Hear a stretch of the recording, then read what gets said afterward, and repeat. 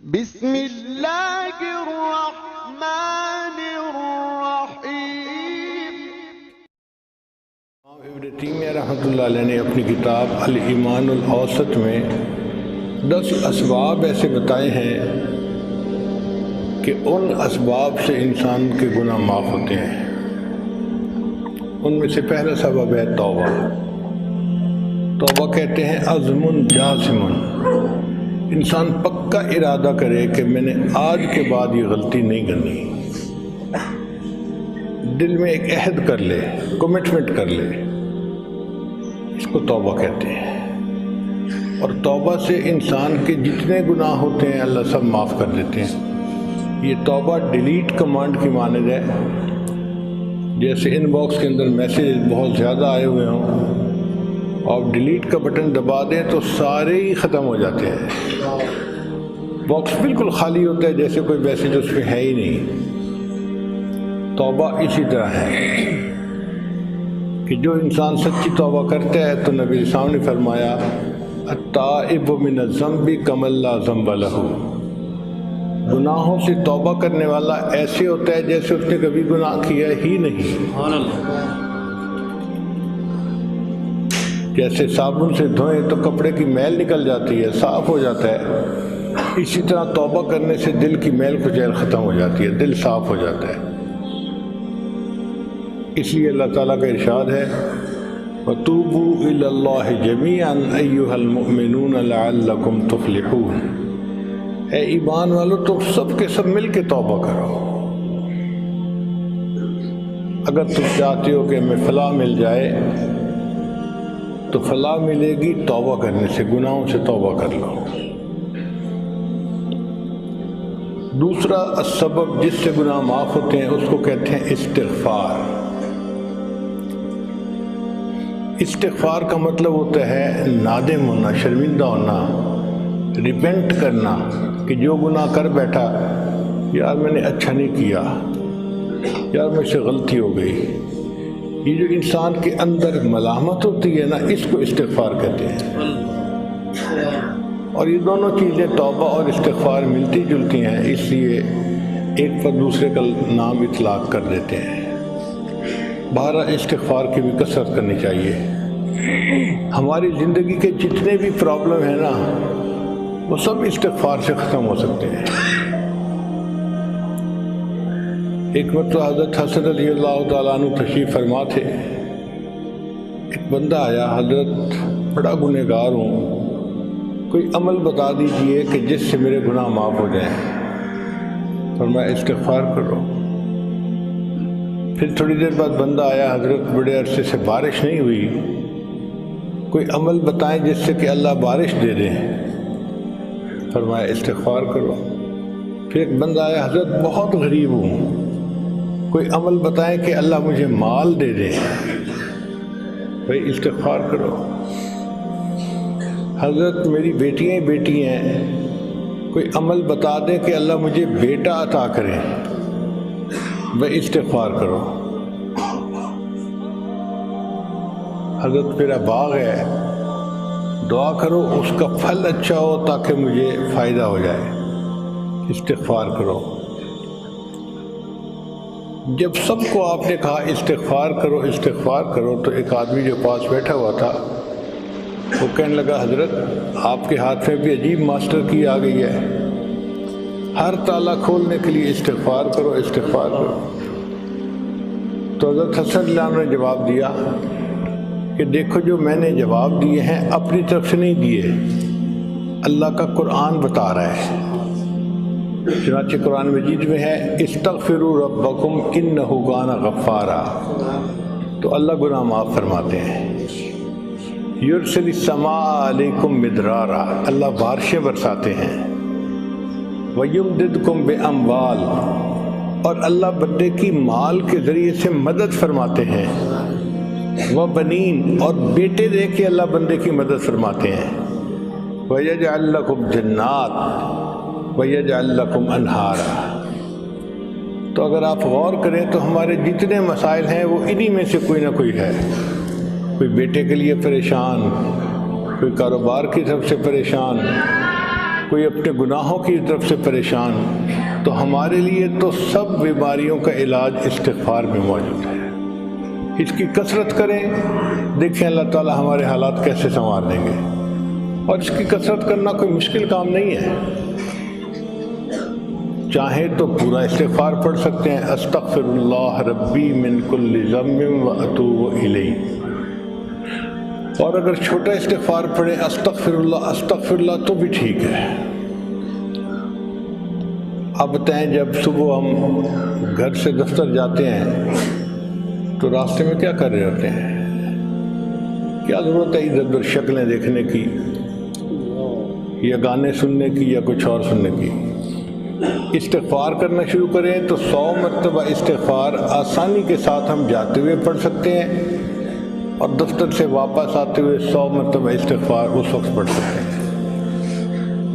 ہمارے نام اعمال میں استغفار کا عمل لکھا ہوا ہوگا۔ حدیث پاک میں آتا ہے طوبی لمن وجد فی صحیفتہ استغفارا کثیرا، قیامت کے دن جس بندے کے نام اعمال میں استغفار زیادہ لکھا ہوگا اس بندے کو مبارک ہو۔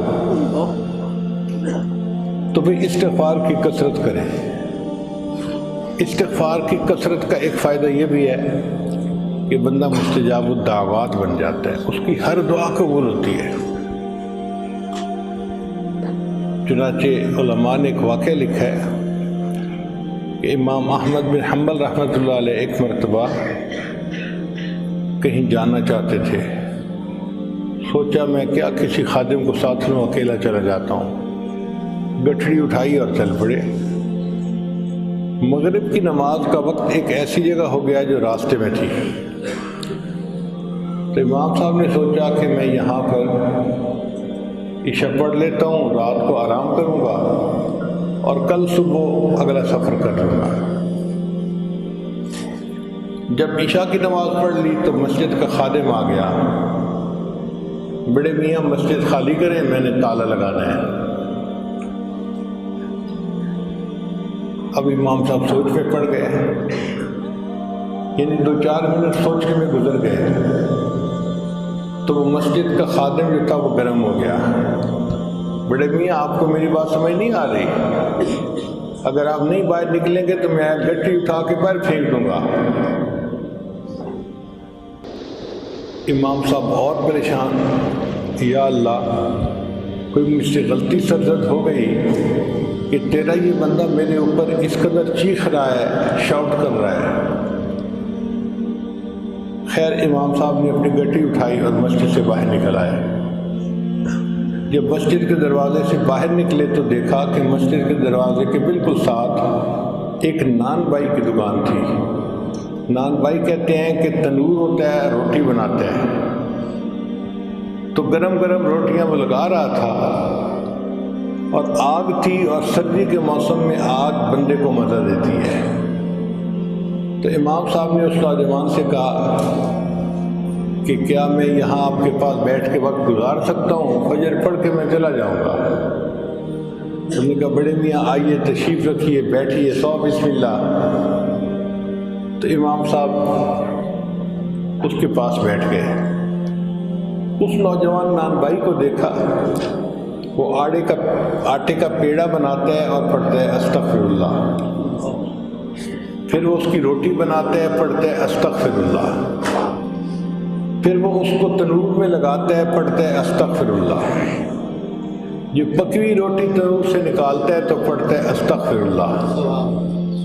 اب امام صاحب 1 گھنٹہ بیٹھ کے اس کو دیکھتے رہے، وہ مستقل استغفار پڑھتا جا رہا ہے۔ 1 گھنٹے کے بعد امام صاحب نے مسکرا کے اس نوجوان کو دیکھا، تو نوجوان نے پوچھا بڑے میاں مسکرا کیوں رہے ہیں؟ امام صاحب نے کہا کہ بھئی تو کتنا خوش نصیب نوجوان ہے کہ تو اپنے کام کے دوران اتنی کثرت سے استغفار کر رہا ہے۔ اس نے کہا بڑے میاں یہ میری عادت بن گئی ہے، اور اس عمل کی وجہ سے اللہ نے مجھے مستجاب الدعوات بنا دیا ہے۔ تو امام صاحب نے اس سے کہا کہ بھئی کیسے تم کہتے ہو کہ اللہ نے تمہیں مستجاب الدعوات بنا دیا؟ وہ تھوڑی دیر سوچنے لگا، کہنے لگا کہ ہر دعا اللہ نے میری قبول کی ہے، سوائے ایک دعا کے جو ابھی قبول نہیں ہوئی، اس کی قبولیت کے انتظار میں ہوں میں۔ امام صاحب نے پوچھا وہ کون سی دعا؟ کہنے لگا کہ میں نے سنا ہے کہ امام احمد بن حنبل بڑے محدث ہیں، فقیہ ہیں، میری ڈیوٹی ایسی ہے کہ میں یہاں سے ان کو ملنے کے لیے جا نہیں سکتا، چھٹی نہیں کر سکتا، تو میں نے دعا مانگی تھی اللہ میری امام احمد بن حنبل سے ملاقات کروا دے۔ اس دعا کے میں انتظار میں ہوں، باقی ہر دعا قبول ہو چکی۔ امام صاحب نے کھڑے ہو کے اس نوجوان کو گلے لگا لیا، مبارک ہو، اللہ نے تمہاری یہ دعا بھی قبول کر دی، میرا نام احمد بن حنبل ہے۔ تو استغفار کی کثرت سے دنیا کے بھی فائدے، آخرت کے بھی فائدے۔ اس لیے خواتین گھر میں جب کام کرتی ہیں، کھانا بناتی ہیں، سالن بناتی ہیں، صفائیاں کرتی ہیں، کپڑے دھوتی ہیں، کپڑے استری کرتی ہیں، ہر کام کے دوران زبان پہ استغفار رہے، پھر آپ دیکھیے گھر کے اندر برکتیں کیسے آتی ہیں۔ ہمارے پاس وقت ہوتا ہے، غفلت کی وجہ سے ہم فائدہ نہیں اٹھا سکتے، تو پہلا سبب جس سے گناہ معاف ہوتے ہیں وہ ہے توبہ، اور دوسرا سبب جس سے گناہ معاف ہوتے ہیں وہ ہے استغفار۔ اور علماء نے لکھا ہے کہ ہر بندے کو استغفار کرنا چاہیے، ہر بندے کو توبہ کرنی چاہیے۔ کافر کو کفر سے توبہ کرنی چاہیے، مومن کو کبیرہ گناہوں سے توبہ کرنی چاہیے۔ جو کہے جی کہ میری زندگی میں کبیرہ گناہ نہیں ہے، اس کو غفلت سے توبہ کرنی چاہیے۔ جو کہے جی کہ نہیں غفلت بھی میری زندگی میں نہیں ہے، تو بھی وساوس سے شیطانی تو آتے ہیں نا، وہ تو ہر کسی کو آتے ہیں، اس سے توبہ کرنی چاہیے۔ اور اگر کوئی یہ کہے کہ میں تو اتنا نیک بن گیا کہ اب مجھے وساوس سے شیطانی نہیں آتے، تو علماء نے لکھا کہ کمی اخلاص کے اوپر توبہ کرنی چاہیے۔ انسان کبھی ایسی عبادت کر ہی نہیں سکتا کہ جو 100% اللہ کی شان کے مطابق ہو۔